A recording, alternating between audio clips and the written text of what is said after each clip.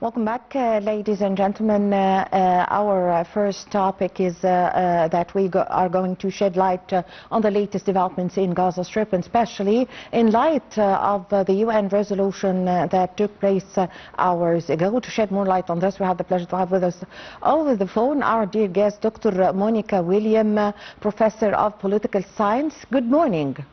Good morning. Dr. William, how did you follow the UN resolution that took place hours ago concerning Gaza Strip? Of course, as you know, that the draft or the resolution that released yesterday, it's a very important, and the core structure can be summarized in four linked elements. Yes. It's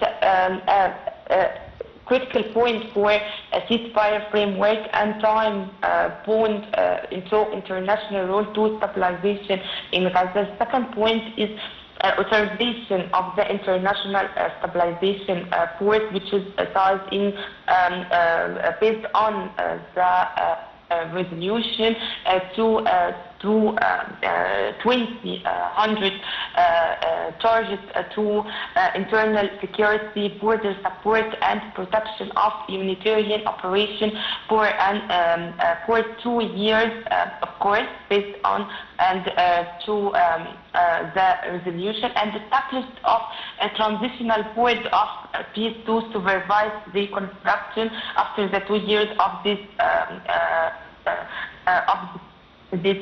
group or this stabilization force, and of course public administration and formation of the technocratic Palestinian administration.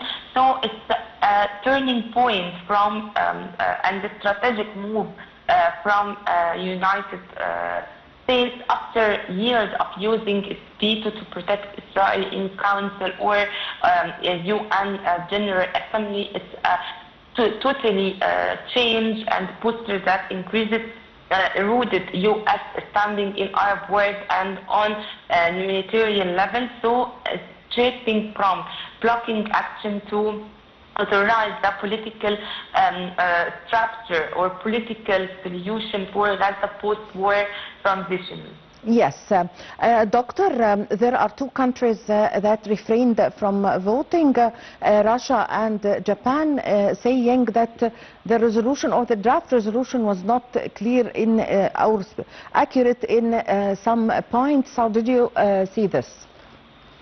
Of course, if we try to read more depth of the Russian, specifically both Russia, as we know, its position on the Gaza fire reflects a calculated attempt to balance its strategic interests between the Middle East and Eastern Europe. By abstain rather than casting a veto, it's just abstain. It's on the U.S. draft resolution. Moscow tried to signal that it seeks leverage, not confirmation. It aims to keep channels open with key regional actors while avoiding diplomatic isolation at a moment where it deeply tried to involve more in somehow in Ukrainian crisis in different way with United Nations. So So Russia is effectively using the Gaza issue as part of a broader bargaining framework. So tries to abstain, as we say, and of course, most importantly in this regard, that Moscow tried to introduce different resolution and offer one-page alternative draft. And of course, as we say earlier, that this aim not necessarily to replace the U.S. framework, but to delete American ownership and insert Moscow as a legitimate diplomatic player in this regard. Yes, Dr. William, on the other side, or the Palestinian side, the reaction of the draft resolution was not that welcomed, because they saw that it did not speak of the occupation. Did you get me? So give us an idea about the Palestinian reaction. They did not officially reply or give a reaction until now, but analysts started in Gaza and the West Bank, started Palestinian journalists and Palestinian writers started tweeting and started reacting to this resolution. Of course, Hamas' rejection of the U.S. Security Council resolution was expected and reflects the movement's broader distrust of any framework received as a consolidating American or Israeli influence over post-war Gaza.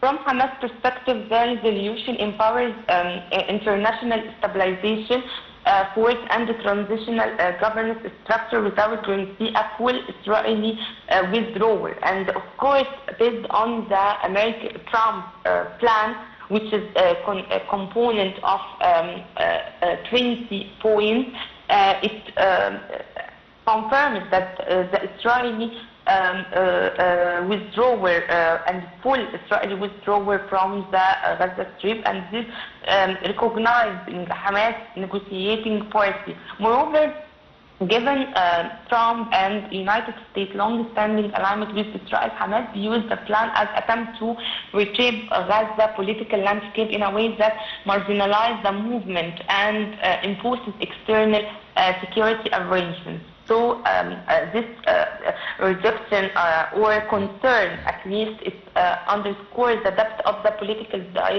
dimension and the challenge facing any effort to implement the post-war order built around U.S. leadership. Yes.